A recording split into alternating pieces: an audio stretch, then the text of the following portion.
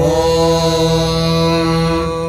हिरण्यवर्णाम् हरिणीम् सुवर्णरजतस्रजाम् चन्द्राम् हिरण्मयीम् लक्ष्मीम् जातवेदो महावः ताम् महावः जातवेदो लक्ष्मीमनपगामिनीम् यस्याम् हिरण्यम् विन्देयङ्गामश्वम् पुरुषानहम् अश्वपूर्वाम् रथमध्याम् हस्तिनादप्रबोधिनीम् श्रियम् देवीमुपह्वये श्रीर्मा देवीर्जुषताम्